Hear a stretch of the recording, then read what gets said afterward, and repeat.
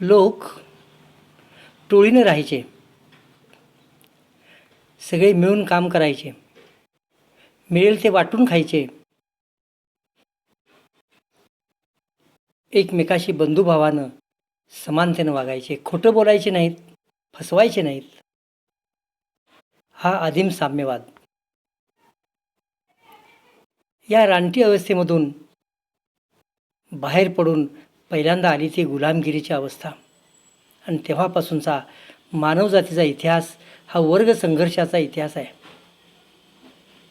समाजात नेहमी दोन वर्ग असतात, एक शोषक आणि दुसरा शोषित, एक पिळणारा आणि दुसरा पिळला जाणारा, गुलाम आणि गुलामांचे मालक, शेतकरी आणि सरंजामदार, कामगार आणि भांडवलदार. या दोन वर्गांच्या संघर्षामधून आणि समन्वयामधूनच समाजाचा विकास होतो. वर्ग म्हणजे असा मानव समाज ज्यांचे उत्पादन साधनाशी समान संबंध आहेत.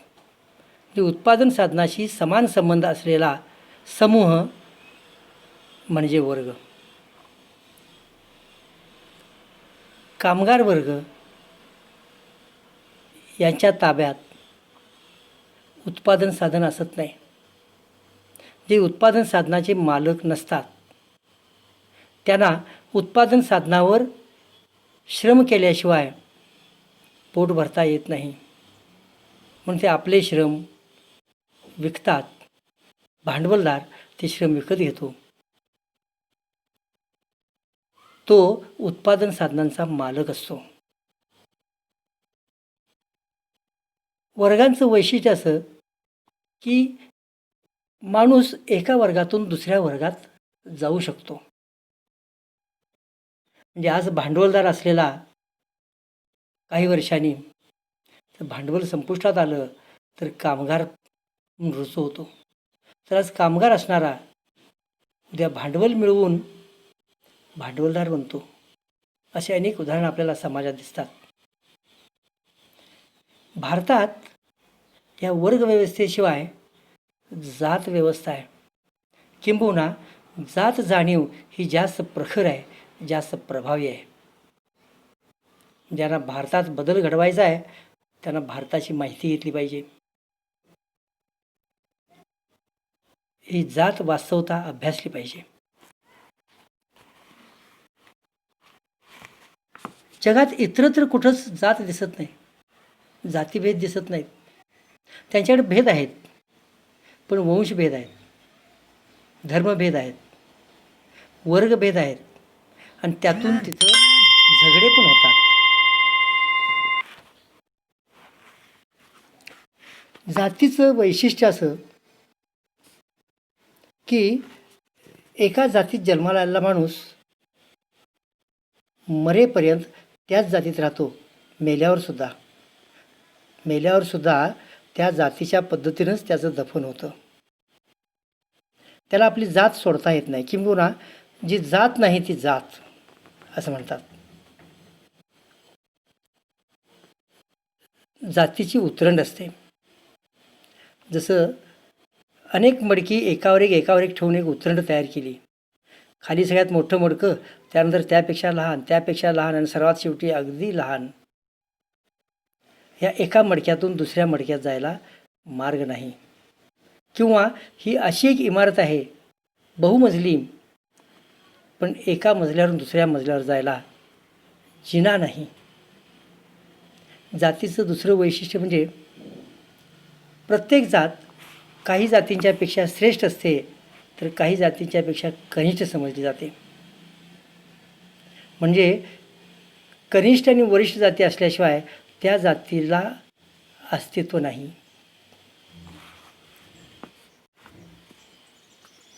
जातीचं वैशिष्ट्य किंवा जात का टिकली, कोणती बंधनं होती, त्याचा अभ्यास केला लोकांनी आणि ती यादी अशी करता येईल. पहिली रोटीबंदी, म्हणजे एक जात दुसऱ्या जातीला आपल्याकडचं अन्न देत नाही, रोटी देत नाही, त्यांना घेत नाही. बेटीबंदी म्हणजे एका जातीतून दुसऱ्या जातीतल्या मुलाशी किंवा मुलीशी विवाह करता येत नाही. स्पर्शबंदी म्हणजे शिवायचंसुद्धा नाही. व्यवसाय बंदी किंवा व्यवसाय बदलबंदी म्हणजे एका जातीचा जो व्यवसाय ठरला असेल त्या जातीत जन्माला आलेल्या माणसानं मरेपर्यंत तोच व्यवसाय करायचा, दुसऱ्या व्यवसायात जायचं नाही. संपत्ती धारण करण्यास बंदी. काही जातींना संपत्ती धारण करता येत नव्हती, किंबहुना ज्या श्रम करणाऱ्या जाती आहेत त्यांना शूद्र म्हटलं जायचं आणि शूद्रांना संपत्तीचा अधिकार नाही. अतिशूद्रांना त्यापेक्षा घाणेरडी कामं दिली जात आणि त्यांनाही हा संपत्ती धारण करण्याचा अधिकार नाही. शिक्षण बंदी म्हणजे या शूद्र जातींनी अतिशूद्र जातींनी शिक्षणसुद्धा घ्यायचं नाही आहे. जन्मास येण्यापूर्वीपासून मृत्यूनंतरसुद्धा वेगवेगळी कर्मकांड ही सांगितली जात होती. कपडे कोणते घालावेत, कशाचे दागिने वापरावेत, कोणते दागिने घालावेत, नाव कोणतं ठेवावं, अशासुद्धा बंदी यामध्ये आपल्याला दिसतात. म्हणजे ह्या बंदी सरळ आर्थिक बंधनं आहेत. व्यवसाय बंदी, संपत्ती धारण करणारा बंदी, शिक्षण बंदी म्हणजे सरळ आर्थिक बंधनं दिसत आहेत. म्हणून जात हा सामाजिक घटक असा होता तसा तो आर्थिक घटकही होता आणि त्यामुळंच या बंधनातून जात व्यवस्था बराच काळ टिकून राहिली. जात जाणीव ही आपल्या इथं पक्की आहे, पण जसजसा समाजात उत्पादन साधनात बदल झाला तसा जातीभेद कमी होत आलेले असतात, पण संपलेले नाहीत.